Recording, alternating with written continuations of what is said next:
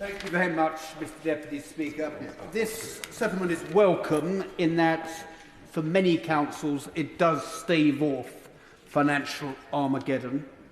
But we do need, as we've been hearing, to be adopting a far, far more strategic approach to the funding of local councils and how they deliver the crucially important services that they provide. Mr. Deputy Speaker, year after year, we go through an annual routine of the government issuing a provisional local government funding settlement in December, which presents many councils with significant challenges. This is then followed by an intense period of lobbying by councils, their representative bodies and by MPs. Government then finds some more money, which solves the short-term challenge. We then agree the settlement, as we will do tonight.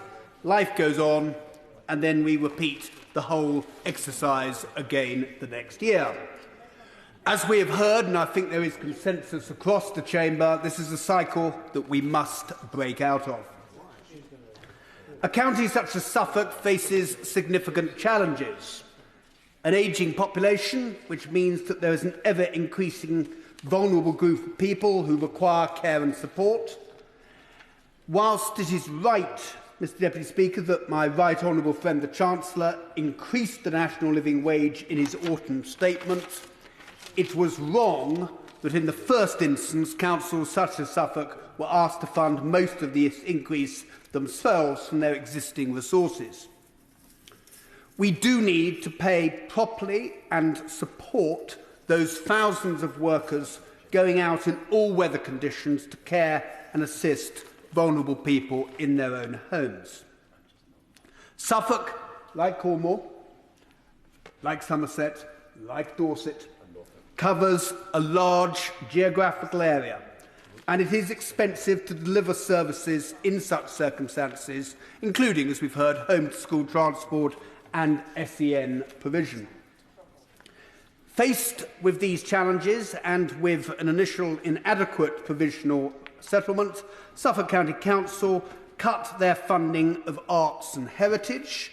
The latter, in particular, leaves the Waveney and Lowestoft area poorly and inadequately served and resourced with regard to archives and records, and I'm sure that's an issue I will return to again in due course. My right honourable friend, the Secretary of State, he is right to set up an expert panel to advise on financial stability and to also ask local authorities to produce productivity plans, but much, much more is required than this. And as I've said, we need to move away from the current short-term approach to local government funding, and in doing so, I would suggest the following changes should be considered. Firstly, as I think a lot of people have said, there should be multi-year financial settlements rather than the annual settlements that we have had for the past 6 years. Secondly, we must recognise the added cost of delivering services over large rural and coastal areas such as Suffolk. Thirdly, working in conjunction with the Department of Health and Social Care, the Department of Levelling Up, Housing and Communities must provide a sustainable long-term plan for social care, with care workers being fairly paid and being provided with proper career paths. There should also be a review of statutory responsibilities in such areas as home-to-school transport, so as to ensure that they are properly funded.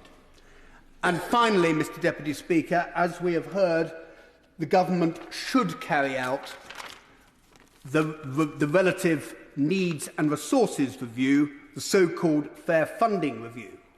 This review should look not only at the opaque and complicated formulas that are used, but also at the data which was used for the assessment of relative needs, which, as we have heard, dates way back from so much of it from the last century. Mr. Deputy Speaker, I move on to my conclusion. In his summing up I do hope that my honourable friend, the member for North Dorset, who has, I think, taken extremely well to his new role, is able to herald in this long-term strategic approach that local government so desperately needs. Thank you. Jane Hunt.